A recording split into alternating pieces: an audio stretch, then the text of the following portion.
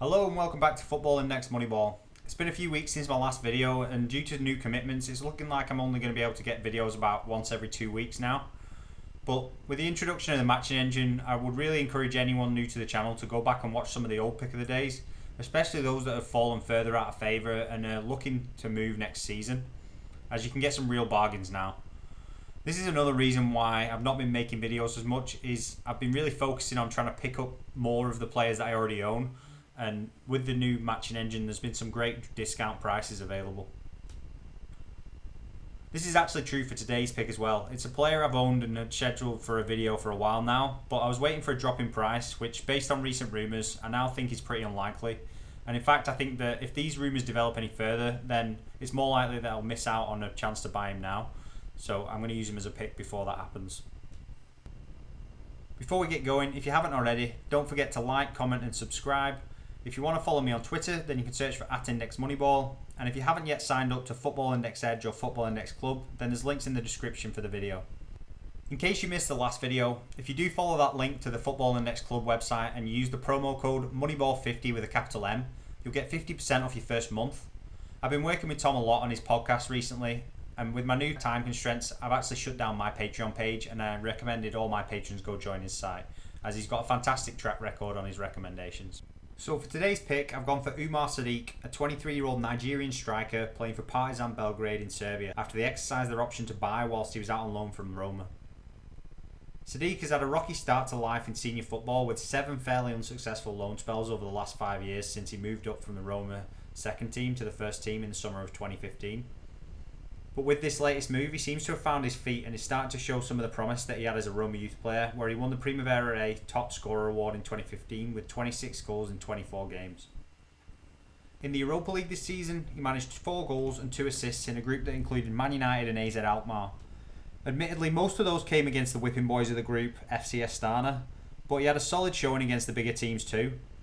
He also put up PB scores of 270 and 255 in the games against Astana, narrowly missing out on the dividends in what is one of the toughest match days to win with so many games and strong versus weak team matchups. Looking at his price graph over the last 12 months, you can see that just prior to the start of the Europa League he was down below 20p. From then his performances quickly saw him rise to a peak of 64p in January, and since then he's dropped a little bit and seems to have hit a new floor.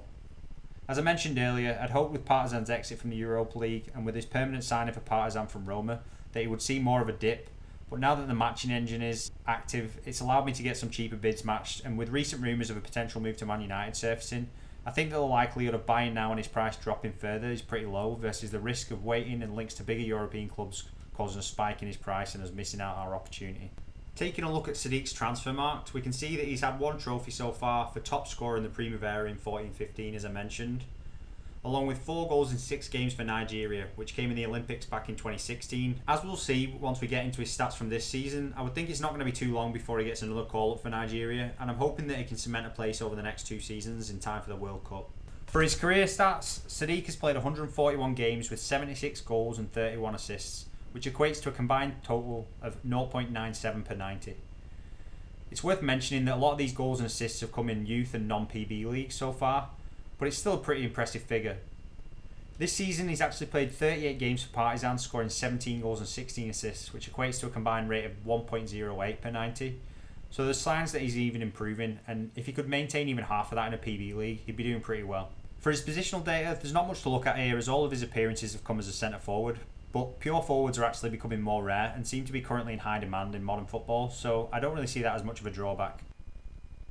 On this table, I've compiled the data I could find on the last 2 seasons for Sadiq. There isn't much to go on, as the stats from the Serbian Super League weren't available from any of my usual sources, but there's enough to get some indication of Sadiq's game. For the first few, I've included his goals and assists in the Super League to show his goals and assists per 90, and I was a little surprised to see the weightings here are pretty even, which possibly shows that he's been adding more creativity to his game, considering as a youth player he scored 26 in 24 with no assists. Now I've deleted the Serbian League data to look more at his detailed stats, and there are some promising numbers here. His key passes and successful dribbles are great at 1.5 and 2.4 per 90, and although his shots per 90 is slightly lower than the 1 per 90 I usually look for, I like the fact that he's having 2 shots per game, and I think that he could improve his shots on target numbers if he was to move to a bigger side with better coaching. His passing stats for 18 per 90 is a bit concerning, but to be honest, I think if we had access to all the data from his league games this year, that might be a bit higher. And with his goal scoring record, his potential for big PB scores is going to be coming from braces and hat-tricks anyway. For my price target analysis today, I've stuck to all 23-year-old strikers, and for my comparable purchase options, I used Borja Mayoral and David Kawanaki. Mayoral and Kawanaki both are currently in PB leagues, but I would put their chances of picking up dividends as very low in the remainder of the season. So I think with the potential for a big move, cheaper price, and his far superior goals and assist numbers, this was a pretty easy decision on who was the better value. For my price targets, I was actually really happy with this group as I think there's some great comparisons to be made between these players. My low target, I went for Che Adams at Southampton. Adams has had a pretty dire season with only 2 assists in 22 appearances so far. He hasn't started a game since December, and it looks to me like he's likely to be sold or loaned back to the Championship next year. So for me, I see his price as easily achievable with any kind of credible links to a strong PB side or a move to a lesser PB team for Sadiq.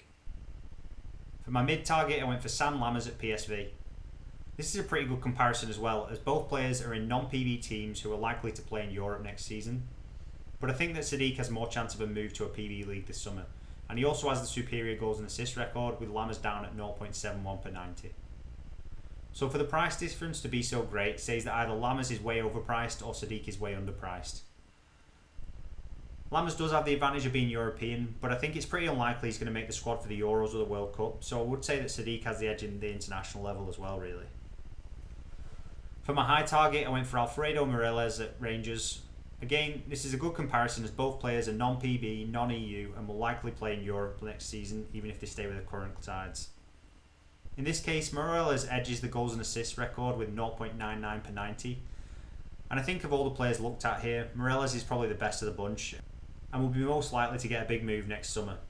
However, his poor disciplinary record might put off the bigger teams. With all things considered, I think the price difference here is unjustified. So that leaves us with a profit target range of 29% for the low, 136% for the mid and 187% for the high.